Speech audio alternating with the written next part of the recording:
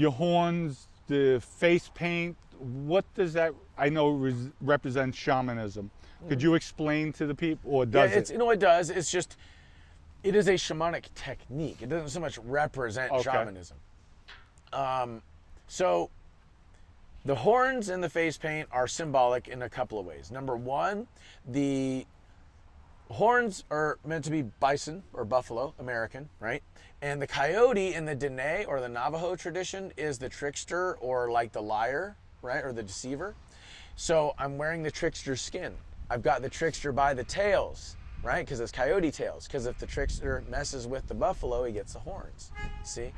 The American flag, I think, is self-evident. You know, it's support of our country. And in particular, American values. All right?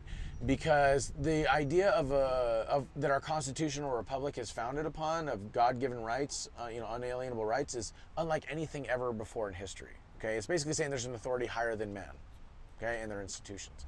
So that's a really big deal.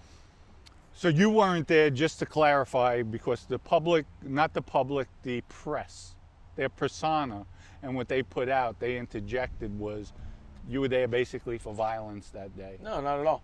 Not at all. I believe in nonviolence. I've been preaching nonviolence for over a decade. And that's kind of what the regalia is about. It's a shamanic technique, in particular the Hioka shaman. They dress in elaborate fashion. They behave in a somewhat bizarre way to disrupt the neurological system through a cognitive shock. Okay? And once that cognitive shock has been delivered, the shaman is then able to relay information that will help them to see through their cultural paradigm, or see through the illusion that is trapping their mind, you see? So that is also part of the regalia too. It's not just symbolic of who it is that I'm directing who it is that I'm defending us against, but also who it is that I'm protecting and why, you know? And this idea that the people have been brainwashed into concrete jungles, and the belief that somehow this is real life. They don't think about anything else besides what they're taught or what they're told to think about for the most part.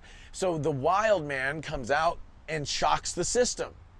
You know what I'm saying? The shaman comes out and shows people, no, this is all an illusion. So how did you feel when you saw violence erupting? And of course your intentions weren't to go there, create havoc. It was there to have a peaceful, cleanse everything, and keep evil away. How'd you feel when you started, what thoughts went through your head? Oh shit. Shit's going down. That was probably about it. I mean, you know, it all happened so fast. Did you say, shit, what am I doing here? Like, I thought to myself, you know, I should have never came. I should probably get out of here. You know, was something that definitely crossed my mind. And why didn't you? Because then there was the man and the warrior in me that said, oh, little bitch wants to tuck tail and run. And I'm like, no way, dude, I'm not going to fucking run. I'm not going to tuck tail and run. You know, shit's getting crazy. My country fucking needs me. I want to run. How did you feel your country needed you right then and there? Well, because shit was getting crazy. They needed a calm head. Okay, and it's funny that the guy in horns and face paint was the only calm head at the time. Or not the only, but like the most vocal. So you were saying you remained there to keep everything calm, to try to calm the situation. Remember, like I said, when I went to DC on December 12th and on January 6th, it was to plug into the grid system the highest possible frequencies of love, peace, and harmony. So I want you to think about the idea of January 6th without me being there. Think about the world. I wonder who the face would have been. Think about the world. Think about the place that the world would be in. Because my presence on January 6th was the Achilles heel. Tucker Carlson airing that footage, that was the Achilles heel to their narrative. Me. And then the idea that they created this huge illusion around my image. And then when the truth came out about what happened with me, that whole illusion just broke. So another question, do you have any past criminal history? No. No violence, nothing in your history? No. No, I pay my parking ticket. I mean, pay my speeding tickets. That's about it. That's about it. Yeah. Okay. And I just want to ask you a question just to verify that you're not a violent person. You don't have a criminal background, And yet, when people saw a video of you or the narration of you, you were basically perceived as a wild man, somebody who's violent, who's gonna, basically you were the face of the riot. Yes. Well, that wasn't true. That's the way they portrayed yeah, right, you. exactly. And that's why I'm saying that you know, the face of the riot volunteered to help the police. He's being escorted around the building by police. He was let into the Senate chamber by police.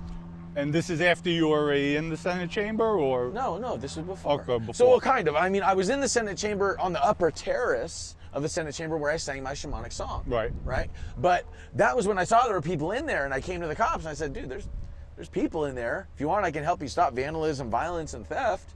You know, like, we can handle this, you know, together. You know, I'll help you clear the building. And he's like, yeah, come on, let's go. And how were their attitudes? Were they afraid at that point? No, they were just calm, and they were like, yeah, help. You know, yeah, you want to help? Yeah, come on.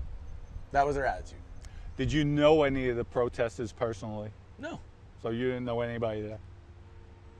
No, I was all alone, and I'm glad I was. You know, that's why I like to keep it that way, because then I'm not a part of anything that I don't have control over. You know, or that I can't, you know, say, oh yeah, I take full responsibility for that. You know. Looking back, do you have any regrets of that day? No, I regret nothing. Have you learned from them? Absolutely. That's why I regret nothing.